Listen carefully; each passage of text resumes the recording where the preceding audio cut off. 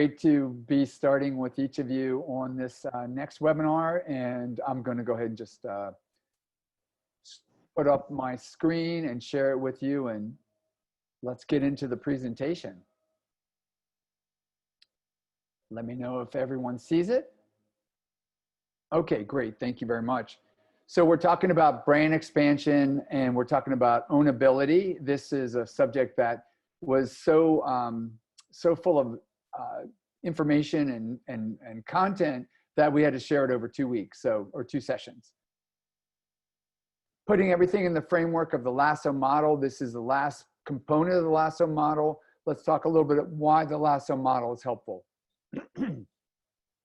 So for you as a brand expert, the Lasso model will help you prioritize your IP, which is underexpanded, which area of your universe is optimally expanded. Maybe there's some things that are overexpanded, and you ought to consider reducing that. In the sense, for those who are brand owners who are not experts, the Lasso model tells you about how to consider the expandability of your brand. There's an algorithm that we created. You can score your brand. You don't have to be an expert to score your brand against the 5 different areas: lateral, addictive, stored, scalable, and ownable. Once you've done that, it will tell you where you sit, whether you're under optimized or optimized. And as we get more and more data, that will become more finely tuned. So it's under, slightly under, optimized, slightly over, and over optimized. So I encourage you to input your scores. On the next session, we're actually going to be asking you to give me your brand, and we're going to go through the Lasso algorithm, and we're going to ask you to score against each of those. You're going to get back your Lasso score. And so this is going to be kind of a fun experience for all of us to go through to see whether our brands are under optimized or optimized. Finally, if you're not an expert and you don't feel like you're capable of scoring, the questions at the end of each section, the summary takeaways, will still add a lot of value and help you along your way as you build your brand. Let's talk about ownable. It's the final critical variable when looking at whether or not to expand or actually condense your brand. And as I've said, I feel like it's the most important, because how you structure your brand decides its form. And form influences not just where a brand can go, but how it can meet the demands of consumers and where they can be found. And ownable even influences the brand story. And if you don't have a unique narrative, chances are your brand is underpowered. So it's really important to understand the ownable aspect of your brand. And it really differentiates you from commodity status. We don't want to be a commodity. Brand is where the value is. If you're considered a commodity, then your price is the same as everyone else's. The value is diminished, and you really don't have a point of differentiation other than price. Ownable brands are the ones that lay claim to what they see as theirs, and that defend the property with passion and gusto. And defending might be legally, but there's many other ways you can defend your intellectual property.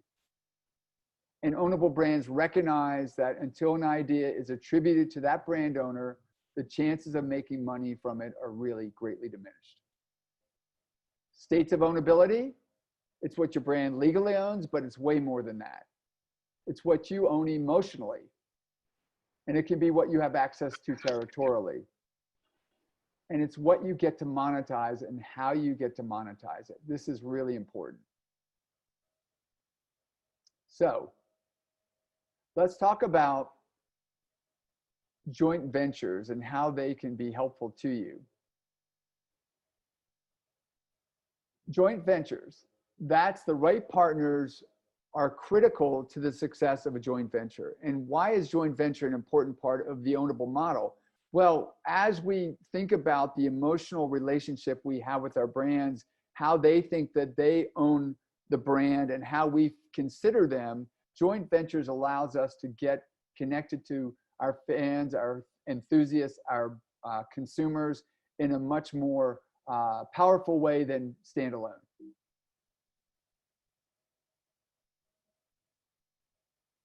when you do a joint venture, the association must make sense to both businesses and consumers.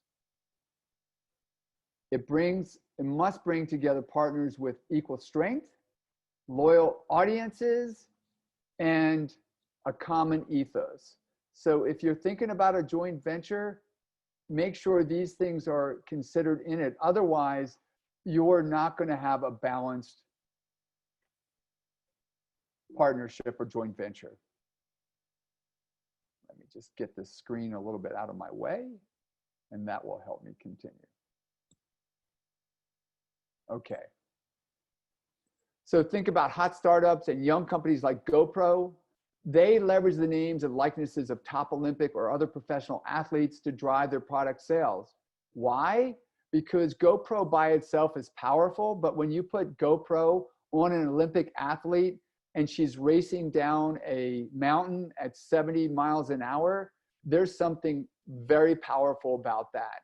And for GoPro, they know that when they combine themselves with these athletes, the connection to their consumers, the connection to their enthusiasts goes up logarithmically. So let's talk about some joint venture arrangement rules. There must be a common viewpoint between the parties. Okay, what is it that you want to do? What is it that we want to do? Where's the commonality? It must offer something valuable and otherwise unattainable. If it's not valuable or unattainable without them, then you shouldn't be doing it. It works best when the pairing feels timely and can be linked to something that consumers care about or are afraid of losing. And co-branding is much less effective when it feels like one party is trying to ride on the coattails of the other. If it's not a match of equals, and not equals in size or strength, but equals in brand strength, brand equity, brand essence, brand connectivity, that then is an imbalanced situation and it's not going to work as productively as you would like. And okay. To engage you guys a little bit, we'd love to ask some polling questions throughout to help you sort of process through the information and hopefully help you formulate your questions. So this one specifically on joint ventures. Historically, have you ever entered into a joint venture? Let us know.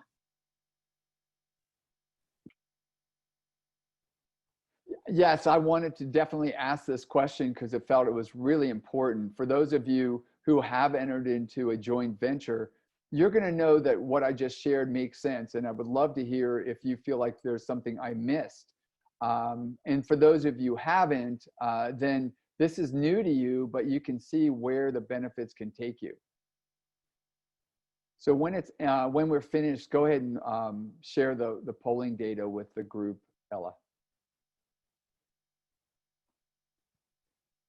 So 3 of you have entered into a joint venture, 9 of you have not. Any of the 3 that have, would you care to talk a little bit about that venture and whether or not you felt it was productive?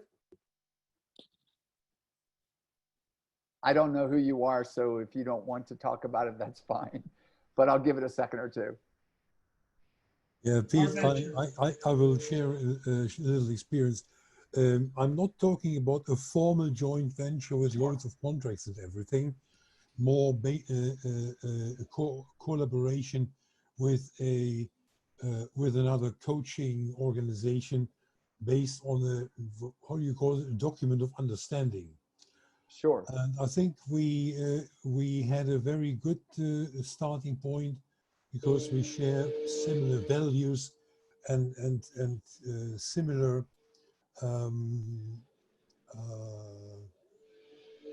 let's say formats of coaching. We were quite complementary to each other in a way that we were addressing different audiences and we were present on different platforms. But however, in the end, it turned out that the long-term value for each other was not worthwhile continuing. So after about a couple of years, we just We just let it go dormant. But Walter, thank you for sharing that, because for 2 years you had this joint venture and you obviously found value. Both organizations found value. Hopefully your clients found value as well. So these don't have to last forever. And the fact that yours was not a binding legal agreement made it easier to get in and get out, which I think was great. Would you agree? No, that was true. That's true. Definitely, we enjoyed. We learned a lot from it, but also I think we reached a point where we couldn't grow together, and we couldn't learn much more. So now we are still good friends. Yeah, that's perfect. These things are not meant to last forever. Sometimes they're much shorter than 2 years. So I would commend you for that. I think I heard somebody else was going to also share their perspective. Does anyone else want to?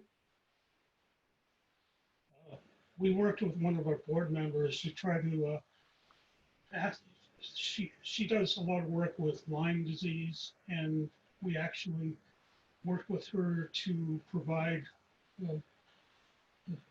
and basically something tick repellent to the people that were homeless, the homeless veterans, their names through their homeless veterans stand down. We give donations to her organization. So it was a win-win, Bill? Yes, and Okay. she's now working as one of our board members. Fabulous. That's a great story also. All right, I'm going to go ahead and stop sharing now, and we'll go on to the next part of our presentation. Thank you guys for participating. All right, I need to, there we go. I want to share a little bit about what brand ownership looks like according to IP attorneys. And this is typically the way that we think about ownership, or at least the way I used to think about ownership before I really delved into it like I've done for Expand, Grow, Thrive. And so attorneys, lawyers will typically say that it's about trademarks and patents and copyrights and trade secrets. Just quickly, trademarks are your logo and other visual intellectual property that you would go through your patent office. Your patent office in the United States is the United States Patent and Trademark Office, or if you're in Europe, there's a group that basically covers a number of European countries, and then probably individually each country, and typically in each country there's a patent office. So you would trademark your particular logo. So the Coca-Cola company trademarks the Coca-Cola logo and all of the visual elements that go with it. Patents are more around the intellectual property. That could be a design patent or a utility patent. I won't get into the differences of those too much today, but this is the know-how that goes into creating something. Once your patent is protected, it's published for the world to see, but others cannot use your patented technology without infringing on you. Copyright is what you write down. It does not necessarily have to be recorded with the copyright U.S. Patent and Trademark Office in this country or in your particular country, but having it documented in that particular place will add some protection to it. And then finally, trade secrets are exactly that. They are knowledge, intellectual property that you choose not to share. The best example I can give you is the Coca-Cola secret formula. That is not known broadly. It's not published anywhere. They keep it in a vault, and they've marketed it in a very brilliant way. And no one knows exactly how Coca-Cola is made because of that special formula. And so that adds to its mystique in addition to its own intellectual property. Intellectual property is about knowing what you can rightfully put your name on, in what regions, and to the exclusion of others.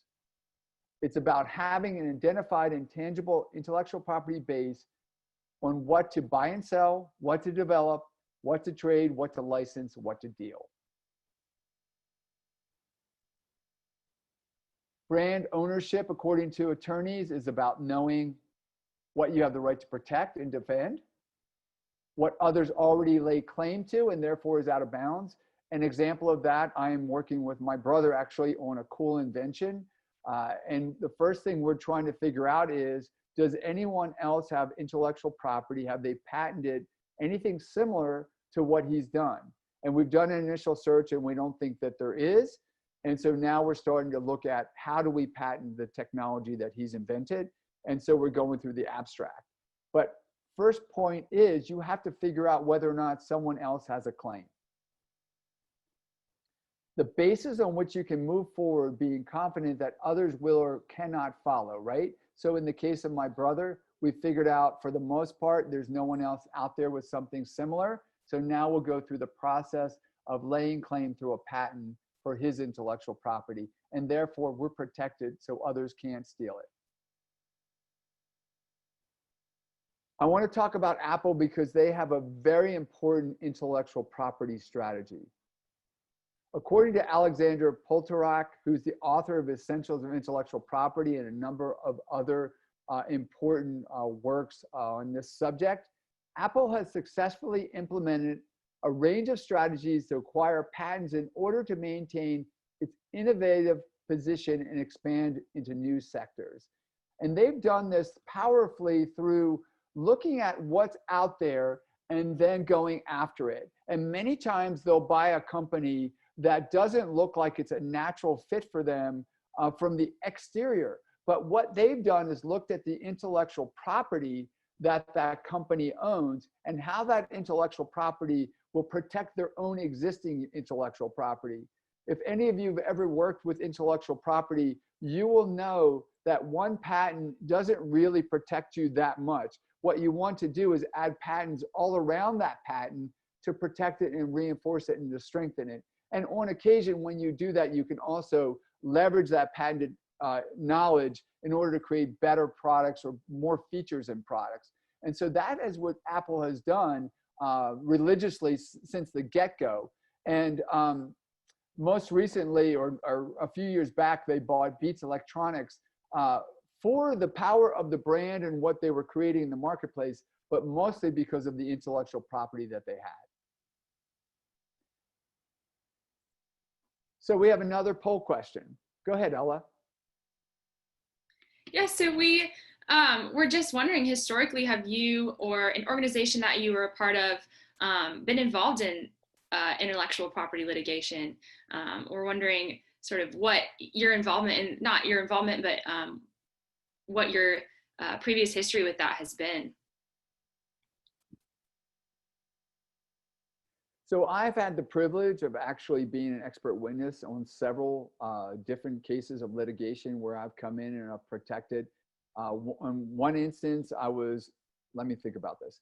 On two of the three instances, I was protecting the company that had created the intellectual property, the patent, or sorry, the trademark. In one instance, I was representing the licensee. And those were, I felt like, were very privileged opportunities because I was able to go in, share my expertise with my client, and then ultimately we use that information to help protect the client and be able to position them so that they can move forward in the way that they needed to. And I'm proud to say that in every instance, my client ended up getting a position that was stronger from my participation, and ultimately were able to settle their case in a positive direction. So we have two individuals who have said that they have been involved in intellectual property litigation out of the 9. Would either one of you like to share a little bit about what happened?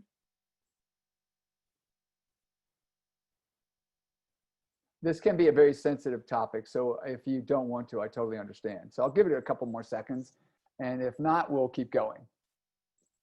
We have a little bit more to talk about regarding Apple and their strategy, and so we'll get into it in a little bit more detail. All right, let's stop sharing, Ella, and we'll keep going.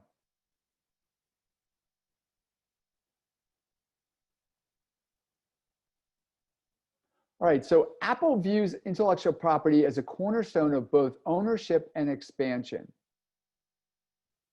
By protecting their innovation, Apple maintains control over what it sees as its future, right? So they're looking at this intellectual property with a long-term horizon. Even though they have to report on a quarterly basis, they're saying, okay, what is out there that if we acquire will position us for strength? They freely take on those whom it believes may be infringing on its IP.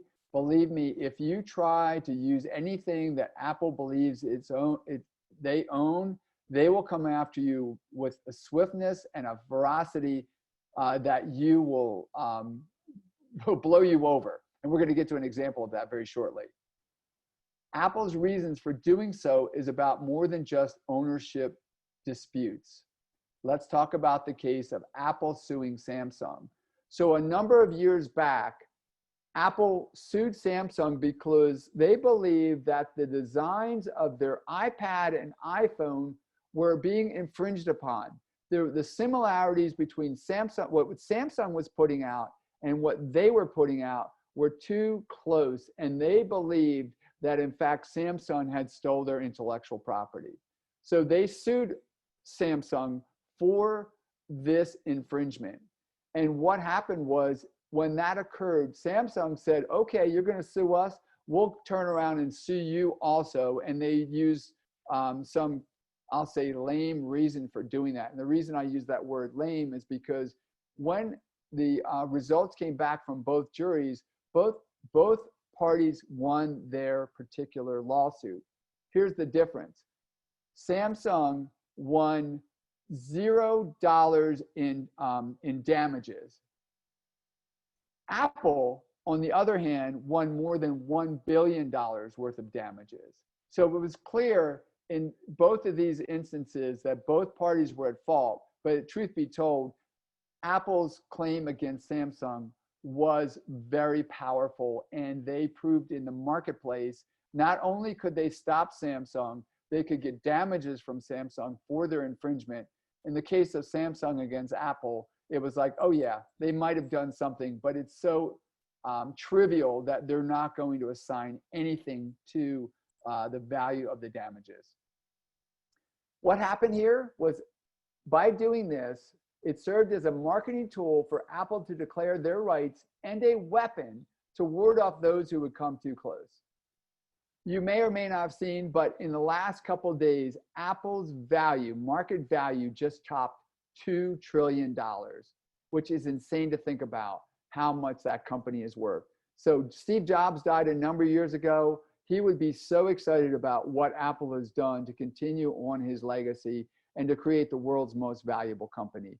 Now they're talking about, can some of the other players like Amazon make the $2 trillion, or Google make the $2 trillion mark? But Apple has done it, which is just incredible. So IP litigation, what is it really about? Well, it offers a fast-track way of acquiring ideas in a shifting, dynamic, and global market, right? We're going to go after things. And it's a signal, not just about what you plan to develop or acquire, but what you're willing to, committed to protect. If anyone was confused about what Apple's willing to protect, they no longer are. And if anyone was willing to try to infringe upon Apple's intellectual property because of that Samsung lawsuit, they have probably chosen to stand down. Now, let's shift gears a little bit and talk about counterfeiting. And it's really important to talk about because as we build brands of value, others will want to steal those brands and create counterfeit products. And while that's the greatest form of flattery, it can cost a significant amount of money. In this case, counterfeiting is attributing to about $460 billion a year of lost revenue to its brand owners. More than 63% of the knockoffs originate in China, and most involve famous American brands. And the reason it involves famous American brands is because up until this point, most American brands are the ones with the strongest intellectual property. As other countries build their brands, this percentage will definitely shift. Let's look at some of the sectors that are impacted. Clothing, luxury goods, watches and jewelry, medications, cigarettes, toys, sunglasses, technology, cosmetics and accessories. Do we have a poll question about this, Ella, or do we just decide? Yeah, we do. Okay. We do, yeah. All right, go ahead, jump in. Yeah, well, Pete and I were talking and just kind of laughing about how, to some extent, we've all probably bought a counterfeit something because it is so prevalent, is because it is such a large industry. So we just love to know, kind of hear from you a fun question of, have you ever inadvertently or purposefully happened to purchase something that's counterfeit? All right, while this poll is happening, I will be the first to own up and say I've bought counterfeit products before. I was in the US Navy and I was flying all over Asia, and there was just so many opportunities. I think we went to Korea once and there was so many brands that were knocked off. And, you know, being a Navy pilot, I didn't make a lot of money then, but I really wanted some Ray-Bans and there was a knockoff there and I bought them. Needless to say, they weren't anywhere close to the originals. So what I thought I was getting really wasn't anything close to that. But it's interesting to see what consumers will do. And now that I'm on the other side, right, now that I am a protector of brands and believe in my own brand and building it, I see this as a really big problem. And we're going to get into a little bit about what people can do to protect themselves. So there are the poll results. 5 of you have said you've purchased something that's counterfeit. 4 of you have not. Would any of the 5 like to share their story like I just did?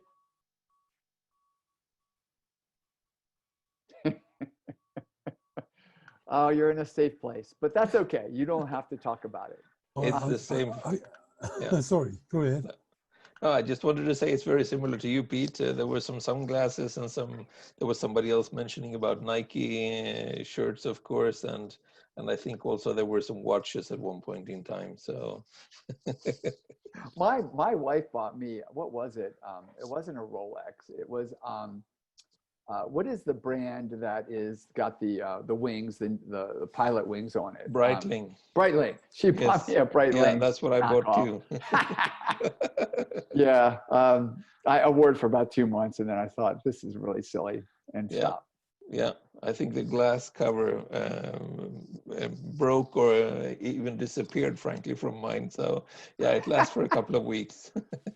Yeah. Thank you, Johan. Anyone else? Okay. Funny story. In years ago, I was in Morocco with my wife, and in those days there was a Tunisian couturier, Azdin Alaya, very popular, and on the on the market stall in Agadir, you could buy Azdin Alaya clothing at a real good price. Now we should have known it better, so we bought it. And a couple of days later, we made a round trip in Morocco, and we visited a little village, and they had a corner shop, and in that corner shop, exactly, there was cheap clothing, and they just had the labels of Alaya and saw them in. But you knew the difference, right, Walter? So it was really, you knew the difference, yes. Yeah. Especially after 2 months. Especially after 2 months. I always say, and this is especially the case in knockoffs, if you can take the logo off the product and not know what brand it is, then it really hasn't integrated the brand into it, and that's important for licensed products. But certainly in the case of knockoffs, 99 times out of 100, they've literally only thrown on the logo on top of something that's a cheap imitation. All right, so those are the results. Thank you guys for sharing. Can I give you a quick addition to this? I heard the head coach of Liverpool, Jurgen Klopp, say, I want my team to play in a way that if you take the red shirts away from them, everybody would still say this is Liverpool. Perfect example. I love it. Thank you for sharing that. That's great. That is what a brand is about. It's not just what they're wearing on their backs. All right, let's keep going. Thanks for participating. So why are companies with licensing programs failing? Why do they get a big fat red F? Well, according to Mike Dunn, who's the founder of Octane 5, and Octane 5 is a company that is that has a software platform to help licensors and licensees manage their licensing program from the very beginning to the very end. He says they fail because they fail to ensure resource compliance around their properties. What do I mean by that, resource compliance? They are not protecting their products in a way that they can identify which products are theirs and which products are someone else's. And they don't know at the point of purchase whether it's a product that's being purchased that is theirs or someone else's. In other words, it's a knockoff. Also, they fail to take sufficient control of their assets. And they're not applying analytics. In other words, their supply lines are opaque. And because they're opaque, they are unable to see what's going on. So what happens when you have poor compliance? Well, you have misuse and misrepresentation, right? Not only are you not going to properly manage your own program, and that means that some of your suppliers, some of your licensees are not going to follow the rules, and they're going to put merchandise out there that's not approved. So that's your own parties participating in ways that are inappropriate, right? They're putting your brand out there on products that aren't approved because you can't track it. Sometimes they're also selling out the back door. So they're selling officially licensed product through the front door, and they're selling knockoffs of the same product out the back door. This is much harder to discern because it's the same quality product. They're just not telling you about it. That's a real problem. What also it leads to a lot of risk, right? Because when your brand is out there on products that aren't approved, then you are susceptible to your own litigation, because if somebody gets hurt or the product doesn't perform properly, somebody can make a claim against you. Because of this, companies are operating in a vacuum that separates them from their customers and keeps them blind to their supply chains. That's crazy, right? We need to know what is going on through our supply chains, and we need to know what's happening with our customers. And when we don't protect our IP, we are making assumptions that those that are in our partnership, that are in our vertical chain, have our best interests at heart, and it may not necessarily always have that. So some choose, so we're shifting gears now. We've talked about compliance, we talked about counterfeit. Now let's talk about those who create IP and choose to give it away and why they do that. Tesla, they give away their IP in order to promote faster mainstreaming of electric vehicles.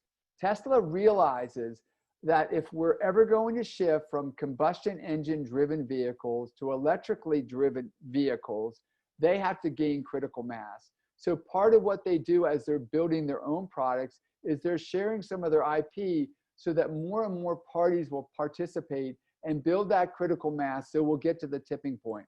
We're not there yet. And with gasoline prices as low as they are, because oil is low, because the economy, the world economy has been depressed, there is not a lot of incentive to buy an electric vehicle when you can buy gasoline, at least in the United States, at under $2 a gallon.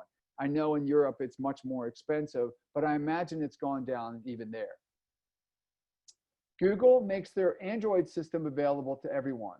Why? Because they want people participating to make the IP stronger. And they're saying to themselves, we don't mind sharing the IP because collectively we win. It's a very different strategy than Apple, but it's also a winning strategy. Mozilla and Firefox, they work with developers to continually improve their browser capability.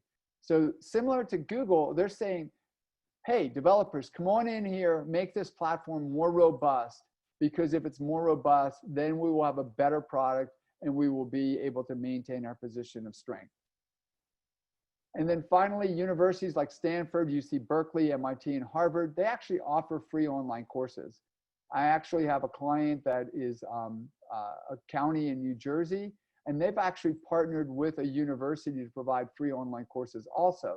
So they're getting information from this university and sharing it with their constituents. But in this case, these actual universities are saying, we're willing to share our IP because we think it's going to strengthen our position, strengthen our brand.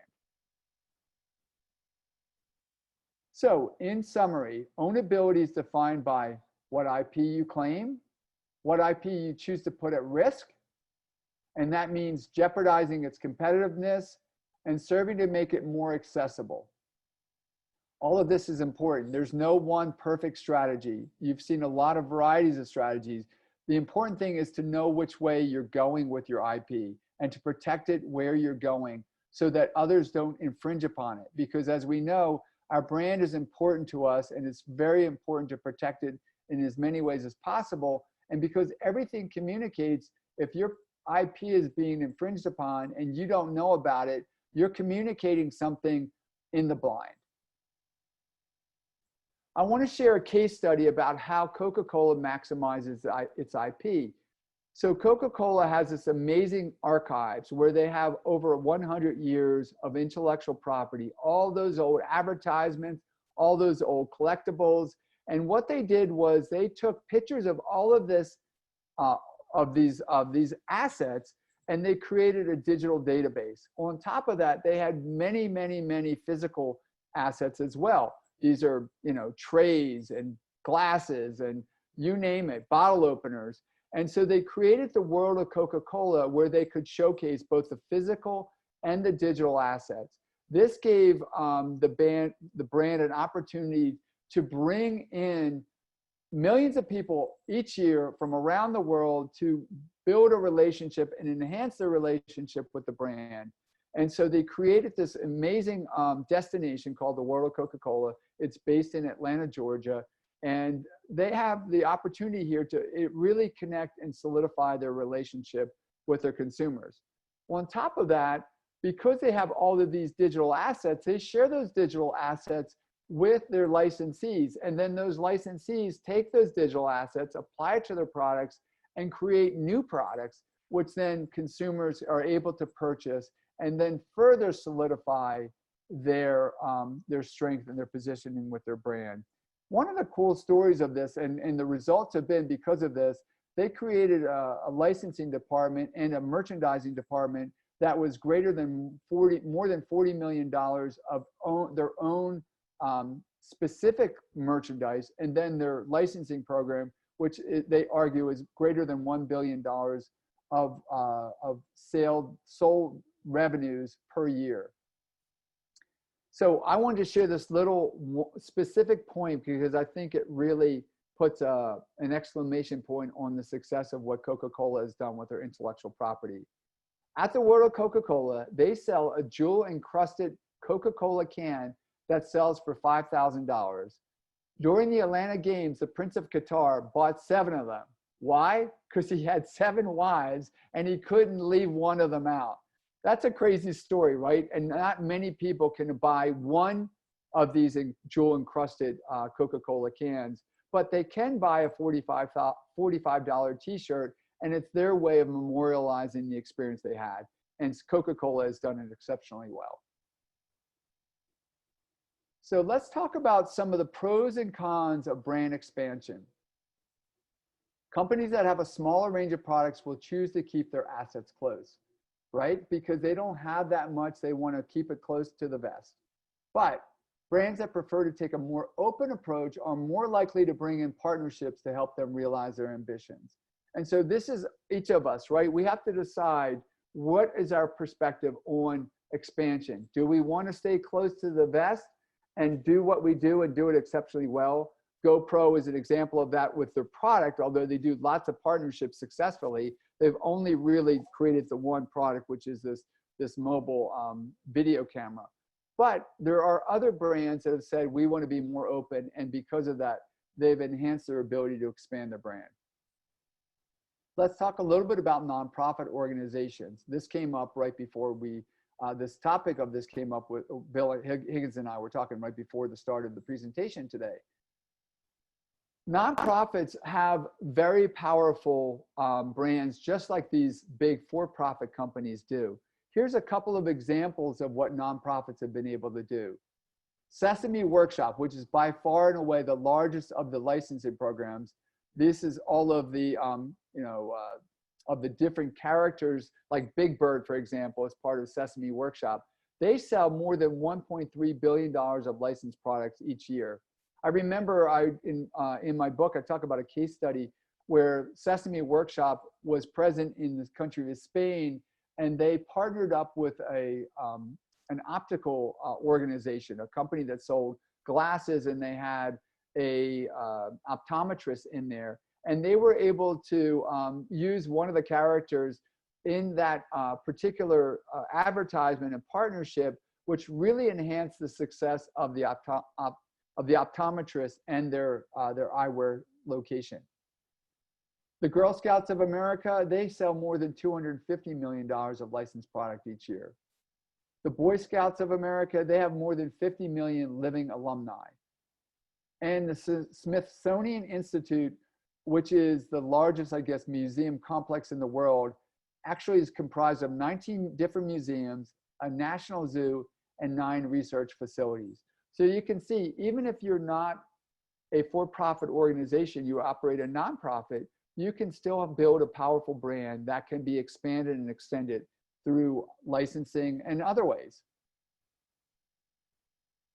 So now we come to probably one of the most famous or infamous cases of ownership and what it means when you have a brand that you think you own, but you're told by your fans that you do not.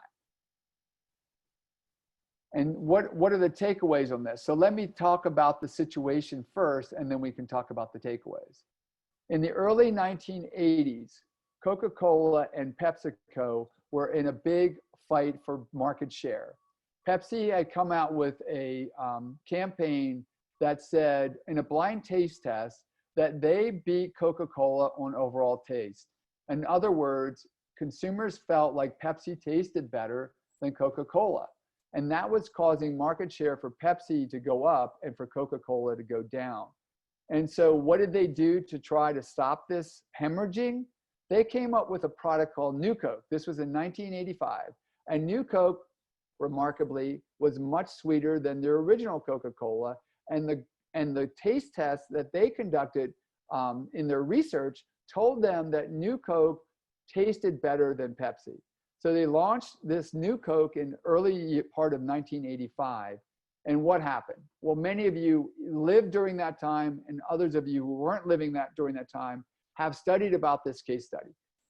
There was a revolt by the consumers. They said to Coca-Cola in no uncertain words, and this was before social media, but believe me, Coca-Cola heard them loud and clear. What are you doing with my Coke? Who gave you the right to change this formula without consulting with me? And what happened was one of the biggest about faces that ever happened in any consumer situation. In less than 6 months, they brought back the original Coca-Cola brand as Coca-Cola Classic. And they continue to use New Coke because they said to themselves, we'll satisfy all of those consumers who are basically berating us for our stupidity with the original formula. But we're going to keep the New Coke out there to convert over some of those fans of Pepsi. And so the results of this were a massive shift in market share. And over the next several years, Coca-Cola saw their market share grow and increase way beyond where their competitor was. And a lot of people say, well, was that a brilliant ploy or tactic by Coca-Cola? And the chief marketing officer at the time said, I wasn't smart enough to think of it, but I wasn't dumb enough to actually have thought about destroying our company and our brand. But needless to say, these things happen when you don't understand that your brand is an ownable brand and needs to pay attention to the consumers. So every brand is owned in a range of ways by a range of stakeholders. Consumers also own brands, and they think of those brands as part of their lives. So that means that ownability is about what your customer feels you own as a brand, why they're excited about that, and why they choose to ascribe that attribute to you and none of your competitors. Now, you've heard me talk about this brand hierarchy, right? And I've said to you, it starts at awareness, and then it goes to trial, and then it goes to preference, then it goes to loyalty, then to insistence, and then to advocacy. Well, I've decided to add a new level of architecture, a new level onto this architecture, and that is around ownability. And when you get to the stage where your brand is considered an ownable brand, that means there are a certain segment of fans that are so passionate, let's call them fanatics. They're so fanatical about the brand that you must consult with them before you do anything with the brand. Now that's a dual-edged sword, right? Because they will be the first ones to push the brand to new places and drive your overall volume and market share. But they're also the ones that you must consult with if you want to do anything with the brand, or they will make sure in no uncertain terms that you've overstepped your bounds. All right, we have one more poll, I think. Go ahead, Ella. Yeah, this is our last polling question. But like with that new Coke story, we're just wondering, can you think of a brand that you feel so strongly about and feel so passionately about that if they were to do something similar, you would feel a little cheated out of your brand? I think there's a lot of those brands that exist, so we'd love to hear from you what those are and why you love those brands. I know for me, there are several brands out there that if they did something without consulting with me, I would be annoyed. I'll just say it just like that. There is a coffee brand in Atlanta. Actually, a friend of mine owns the company. It's called Brash. He's done everything amazing with that brand. But if for whatever reason he took a hard left or right turn and changed it up, I would really be upset about that. Now, I already know that I'm kind of a confidant to him. So whenever he's thinking about something, he usually comes to me, which I feel is really cool because I'm in his inner circle. But he's smart enough, I guess, to realize that he needs to have a sounding board of advisors to guide him on this so that he doesn't make a misstep. Yeah, and I see we've got one in the comments already that says Star Wars. There you go. All right, we'll go ahead and stop the poll. You can see here, 75% of you said there is a brand out there that you feel like you have ownership of. 25% said not at this point. Would anyone like to talk about that particular brand and why you feel so passionate about it? Yeah, for me, I think Volvo is a pretty famous Swedish car brand. And I got really upset when that was sold to Chinese ownership, where it is right now. So yeah, I still have my nice Volvo and everything, but yeah, not feeling as great about it anymore. Yeah, they didn't ask you first, right, Johan? No, unfortunately not. Okay, thank you for sharing that. It's a great example. Anyone else? I like the Saturn GM cars and was very upset when they stopped making them as part of the GM settlement. Yeah, they actually cost less money to make. I remember that brand, and it was really loved by a certain segment of the GM owners, and they just made a unilateral decision one time just to stop doing it. So great example there too, Bill. All right, thank you so much. We'll go ahead and close this poll and we'll keep going. We've got about 7 minutes left and we've got a few more areas to cover. So let's talk a little bit about the expanded brand. The expanded brand needs to connect its own dots in ways that consumers recognize and enjoy and strike a balance between the following 4 elements. Involvement. People must feel that they're included, right? You just told me when you didn't feel included, how much that bothered you. And those same people must feel that they have something to gain from this proposed expansion. So if a brand is going to expand into a new category, their fans, their consumers must feel a sense of involvement. Secondarily, there must be a balance of leadership. There needs to be a clear sense of where the change is going to take place and really why it's going to take place.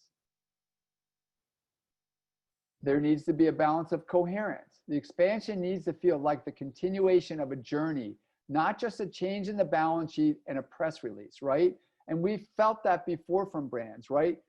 The ones that are doing it well will take you on a journey. That's the words that Simon Waters uses. He is the general manager of Hasbro Consumer Products. All of their brands have a commitment to taking their fans on a journey, and all the products that they create enhance that journey and enhance that universe.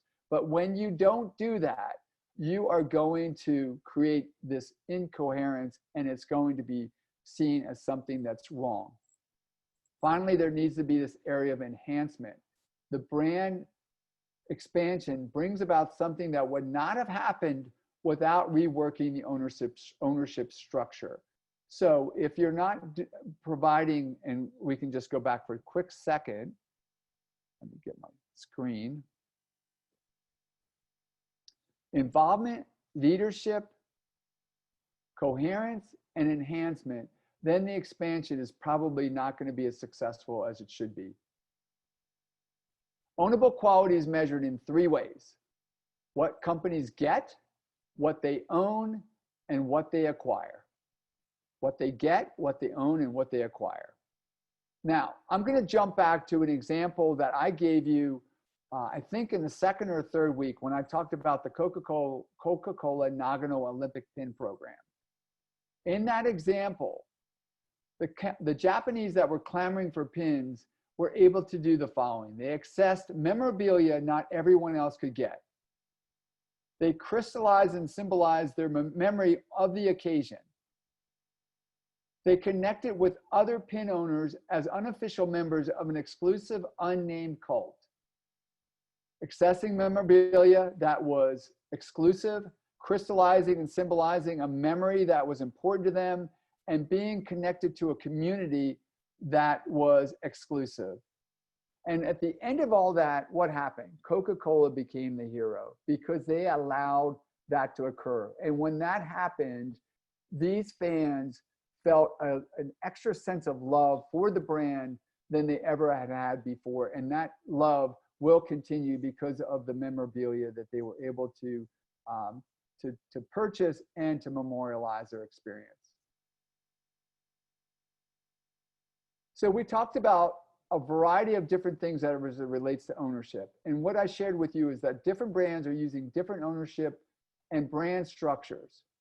Some of them go public, relying on public funding to achieve critical mass, while others go private because they're tired of the short-term expectations of analysts in the markets.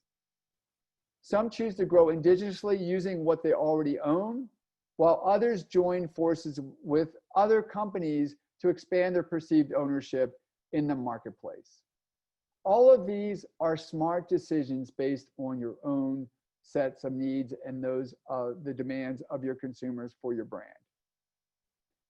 Brands must be responsive. Every brand is an investment and should be treated as such. Companies need to manage their portfolios to keep their brands competitive and effective. And what we talk about in Expand, Grow, Thrive is ownability should be tied to a return on brand equity, or called ROBE. Not enough brands have worked through what their brand is worth and the return that they should be getting. If you don't know what your brand is worth, if there's not a measurement in dollars and cents or in euros or some other currency, then you don't know how to measure the return on it. Moreover, these companies, they don't know what their brands contribute, and they've not thought through the best structures. If you're not doing your homework, you're not in a position to be able to maximize its value. Brands should be evaluating a range of go-to-market strategies and benchmarking them against desired returns, both financially and in terms of customer affinity. This is the last case study, and I know we're almost out of time. This case study talks about the Crossfit brand. Crossfit was founded by a gentleman named Greg Glassman in the early 2000s. He had a couple of I'll call them shops that were open, right? These were fitness centers. And he had this CrossFit brand, which he believed in really strongly, but it wasn't growing very fast. So he decided that he would create a program with different levels so that individuals could license the CrossFit brand. And he started out at level 1, where somebody could spend $1,000 and over a weekend get certified as a CrossFit level instructor at a level 1 of the hierarchy. Once they had that CrossFit level structure certification, they could then license the CrossFit brand for $3,000 a year. What happened because of that? You had a ton of instructors out there who wanted to be branded CrossFit. They agreed to pay the $1,000 to get CrossFit Level 1 certified, and then they paid the $3,000 to have a CrossFit branded gym. What were the results of that? In the span of less than 10 years, more than 10,000 gyms were opened around the globe that made the CrossFit brand grow from a few $1,000s to more than, I want to say, $2 billion in revenue across the whole ecosystem.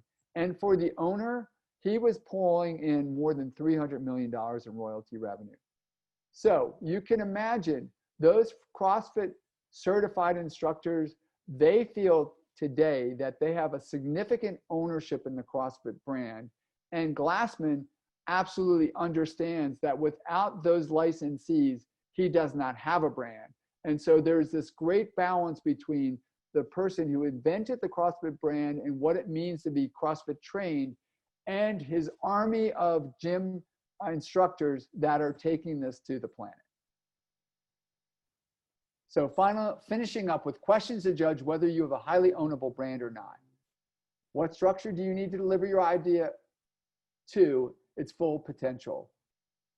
How much ownership do you need to make your goal a reality?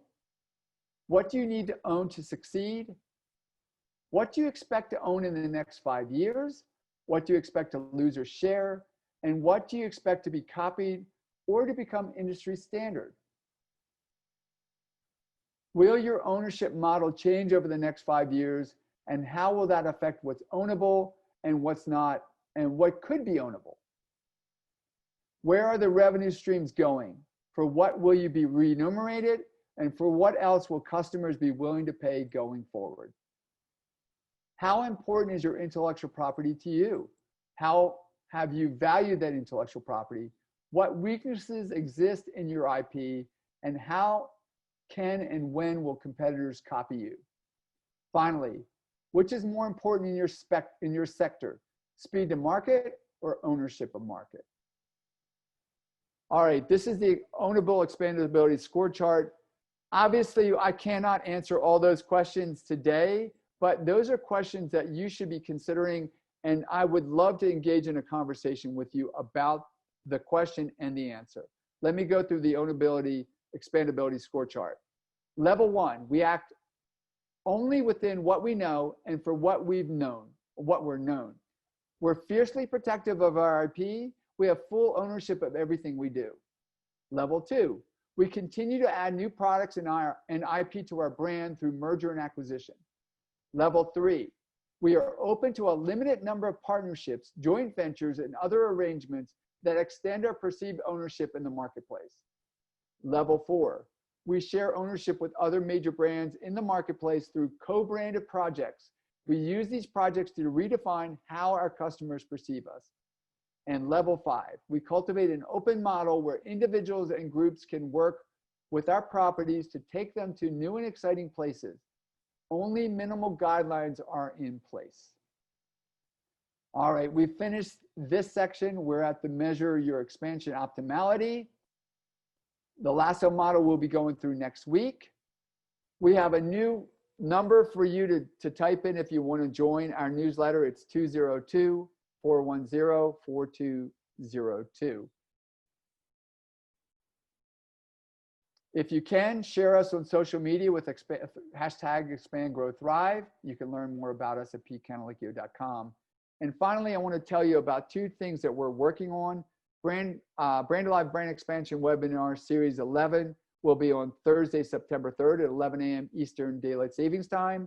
And we're going to be starting a profitable licensing program for your organization, which will either include an intensive workshop, which we're going to be putting together and hosting on Thursday, October 1st. And registration and more information will be coming soon. All right, so we are out of time, but I'm open to questions. Thankfully, we've had time to answer some questions along the way. So you may feel that your questions were answered, but if not, and you have time to stay on, I would love to answer those questions now. And I found so far through this experience that many of the questions are being asked are being shared by others, and others have those same questions. So I encourage you to stay on if you can. And of course, This is recorded, so you'll be able to access them later. Any questions?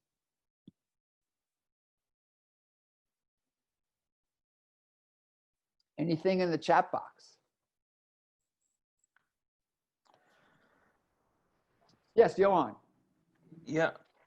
So I think how far and how much you think about brand building and so on, it really depends on how far you've come overall in your venture, right? And I think many of us here probably have not come that far. So it's a very early stage, but it's definitely extremely valuable to think about as early as possible, I guess. And out of the different elements and so on that you've talked about so far, what if you would just say, let's say 2 or 3 different things that you would consider the most important things to do as as early as possible? What would those be? Great question. And believe me, I think about my brand or our brand just like you do with yours, right? So I'm leaning more towards the first level and less towards the 5th level. I want us to protect our IP. I want to make sure that what we're doing is ruthlessly consistent. And we can only do that well right now is if we take ownership of it. Now, we are thinking about the questions that I posed today. We're looking out there and going, okay, who can we joint venture with? What are our opportunities to partner?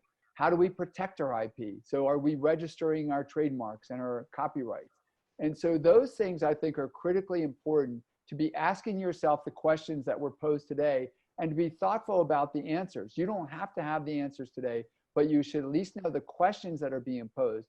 But I would say err on the side of being protective and less open right now until you can build yourself a substantial brand and have enough resources around you that you know that you're in a position to be able to do more things openly. So in terms of your brand, what have you protected, if I may ask? I mean, have you trademarked Brand Alive in the way that it's written or the color of the green color, or how far have you gone, if I may ask? So we are actually in the process of doing that right now. Now, I put a TM many times in my writing next to Brand Alive and around brand expansion point and around Lasso, because those are trademarks that I feel we own. And so therefore I'm saying to the marketplace, this is ours. I'm laying claim to them, and I would be able to share that and show that in the marketplace. But we're actually in the process right now with dealing with the USPTO around those trademarks. Thank you. Absolutely. Paul, did you have a question? Yeah, just two quick things if I can. The one story that I mean, I've lectured for many years, and the one story that I tell, and I'm not sure now if it's true, hearing you, is that when Coca-Cola launched their new brand, they did a taste test. And what they did was a small, kind of like a 30 milliliters taste. So they had them at the shops and stuff, and it was a blind taste test. And the consumers, when they had tasted 30 milliliters and they compared that, they preferred the new Coke. But when it got to a 300 milliliters or a liter, it was too sweet. And that's a kind of, there was a problem in the way they did their research. Is there any truth to that? I mean, that's the question. Yeah, Paul, that's absolutely correct. That's exactly what happened. And the way you remembered it is actually fundamentally correct. There was this concept of, well, we can't give them a full can. We're not going to have them taste a full can. We're going to have them taste a little bit of a sip. And when they did that, they had those results. And so from a taste test, purely on taste, they did it incorrectly, right? They did not get the results that they were really trying to achieve.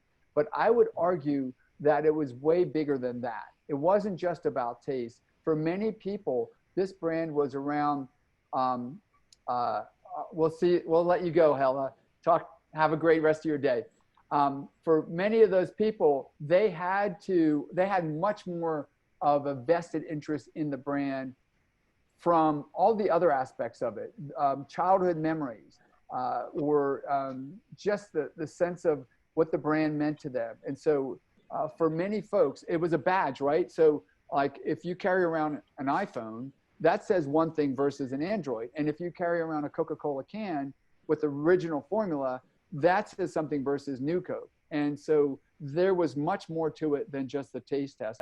But you are absolutely correct. They did the research that way, and that's why they got the results they did, which made them make a bad decision, which really compounded things. But fortunately, they were smart enough to realize that they needed to pay attention to consumers, and they made the reversal. So I give them credit for that. Yeah. If I follow up on a totally different note, my background is in joint ventures and international collaboration. And there are various methodologies of bringing companies together that suit each other, and then also guiding companies through that process so that they find the right partner. We say the most important thing in a partnership is to find the right partner. Yes, I agree. So, but what I'm seeing with you, and what I'm trying to learn from you, Pete, is you seem to have like STAR and Lasso, these kind of processes and these acronyms that run, and that's the thing that you can actually trademark and protect. You know, so how do I? Because I mean, my smartness is here. This is so I want to take it from here and make it more available and useful to a number of different places and add value to what I'm doing. So I'm trying to like say, you know, because people can't really, unless they can envisage it, they can't see the benefit of doing it. So I'm looking for how do I invent the value of what I'm actually doing. So it's a great question, Paul. Right now, everything is in your brain, and I would call that trade secrets, right? Those are definitely intellectual property that you're using to run your business. What you might want to do is start to write these things down and codify them. When you codify them, you're creating processes and documenting intellectual property. Then you can like I said, when you do that, you effectively have copyrighted that, especially if you make it in the marketplace. But you should formally copyright it with the South African government and make sure that it is attributed to you. But when that happens, when you write it down and you say, here's the process, then you have to be referred to. If somebody takes that and uses it, that is an infringement, and you can go after them for that. So that's what I would think about is, what are these unique processes? How can you put them down on paper and then copyright those so that you're protected? Yeah. Johan, did you want to share anything on that? No, I would have said exactly the same thing. I mean, it's one thing to have it in your own head, but as long as you yourself can't really visualize it on a piece of paper and so on, nobody else is going to be able to do it either, and then you can't really protect it. So, yeah, exactly what Pete said. It's very important to be able to put it down. Okay. For people to be able to see it. I'm right in that process because I did that thing with what's his name, Thompson in the UK. Yeah, also, Peter. Yeah, Peter. Yeah, and his first thing is write a book. So yes. and that's what then I realized I can write 8 or 9 books. So, but that's where I got to. I haven't got to the point where a good friend of mine says I haven't turned the key yet on those opportunities, but that is the process. So I'm glad to hear that at least I'm on the right track. 100%. And having written a book, I can tell you it is a big task, but it's one I highly encourage you do. Just set aside time, every day or maybe 6 days a week where you're going to write something. And even when you get to the keyboard and you don't have anything in your mind, just start writing, because once that starts, the juices will flow. But it really takes discipline, and you should think of it like a ultra marathon, I would say. And just remember, just put one step in front of the other, you will accomplish your goal. And it's really rewarding to be able to put that all together into something that you can share with others, that they can benefit, truthfully, long after you're gone. So I highly encourage it. Bill, do you have a question? Yeah, I had some time to go through your website a lot yesterday, and the way you put out the information that goes along is similar to the book. I really enjoyed the presentation, how you put the articles you've had into there as well. That's basically you share the information from your brain to where others can benefit from it, and then come, for specific information and your expertise. So. Thank you. Thanks for taking the time to go on the site. And that's the goal, right? I have these fundamental principles, and it's important to not only share them in a printed form where somebody can read it, but I realize that this stuff is a bit meaty, right? So it's good to have conversations about it and explanations. And that's why I try to fill the book and my webinars with lots of examples. And I like that STAR principle. I didn't invent it, but I love it because it's really simple to remember. What was the situation? What was the task that had to happen? What were the action steps that were taken? And what were the results? And that way it's a story, and everything we talk about is around a story, right? So I'm telling a story about a certain circumstances, and you see the beginning, the middle, and the end.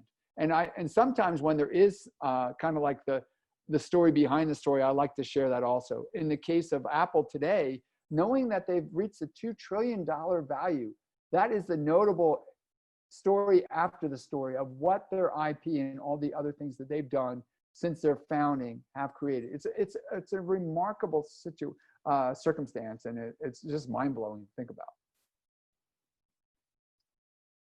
Who else or what else? Paul Johnny, I see you're on. I'm really glad you made it. I know it's late in India. I'm thrilled that you stayed up to join the conversation today. And he thought earlier today that he had missed it. But I was glad to be able to tell them that we were 9.5, I think, hours earlier than him, so he had time. All right, Paul, we'll let you go. I just want to scroll through and see if there was anything that was said that that could be shared.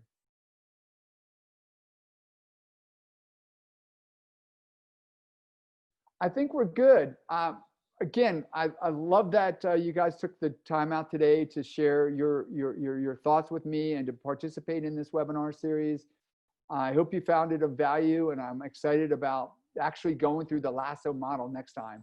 That's going to be a lot of fun. So come prepared with your brand and with the intent to score it. So you have all the lectures. You should be able to come in ahead of time, not be guessing when you get to the event, to be able to say, what's my score on storied or scalable or ownable. All right, I'll let you go for now. Thank you guys so much. Take care. Have a great rest of your day. So I ask you, what can you do today to make your brand come alive in the hearts of those who experience it?